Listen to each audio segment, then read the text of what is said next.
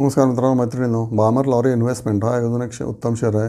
बामर lorry ही कंपनीची investment arm म्हणजे बामर lorry company अशी आहे. ओके, तर जे काय बामर लॉरी चे शेअर होल्डिंग आहे ते सगळं बामर लॉरी इन्व्हेस्टमेंटकडे आहे. मे बी 75% नाही, किती यांच्याकडे 60% आहे. ओके, आणि 60% शेअरला त्यांना तुफानी डिव्हिडंड मिळतं दरवर्षी. बामर लॉरी कंपनी दरवर्षी प्रॉफिट बनवते आणि उत्तम डिव्हिडंड देते. ते सगळं बामर लॉरी इन्व्हेस्टमेंट कंपनीला जातं आणि त्याच्यापासून हा शेअर खालीवरती होत असतो based on the market conditions. तर मार्केट कंडिशन आता खाली आहे, त्याच्यामुळे हा शेअर 73 किंवा त्याच्याहून खाली आला असेल.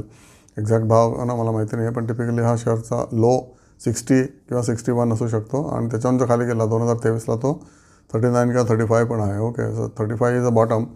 ओके, आणि टॉप इज 106. त्याच्यामध्ये हा शेअर सध्या झुलतो आहे. ओके, तर तुम्ही बघा ह्या शेअरचं बुक व्हॅल्यू कमी आहे खूपच. ओके, पण पी बाय 16.5 आहे, म्हणजे P by is cheaper. Okay, हा मायक्रो कॅप शेअर आहे. Okay, ROC return on capital invested is 54%, return on equity is 52%. Okay, face value 1 आहे, इक्विटी 22 कोटी आहे आणि बॉरोइंग 0 आहे. यांचं उत्पन्न जे आहे की ते सगळं डिव्हिडंड फ्रॉम बामर लॉरी, आणि याची डिव्हिडंड येईल 6%. म्हणजे हे फिक्स डिपॉझिट झालं. ओके, तुमचं या भावाला त्याचं डिव्हिडंड येईल 6% दाखवतं. अजून जर पडला तर डिव्हिडंड येईल 8% येऊ शकतं. ओके, मग तुमची ही वाढत्या डिव्हिडंड येईलची ही एवढी असू शकते.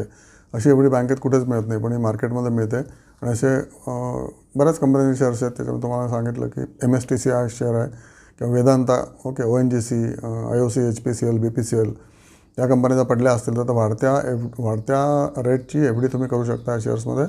ओके, सध्याचं डिव्हिडंड येईल बामर लॉरी इन्व्हेस्टमेंटमध्ये 6% आहे. ओके, आणि ते सध्याच्या भावाला आहे. ओके, तर उद्या तो हा शेअर 60 झाला ते डिव्हिडंड येईल 7% होऊ शकतं, आणि उद्या अजून 40 झाला ते डिव्हिडंड येईल 10% पण होऊ शकतं. पण ऑब्व्हियसली तुमचा कॅपिटल अप्रिसिएशनच्या ऐवजी कॅपिटल डिप्रिसिएशन होईल फ्रॉम 70 to 40.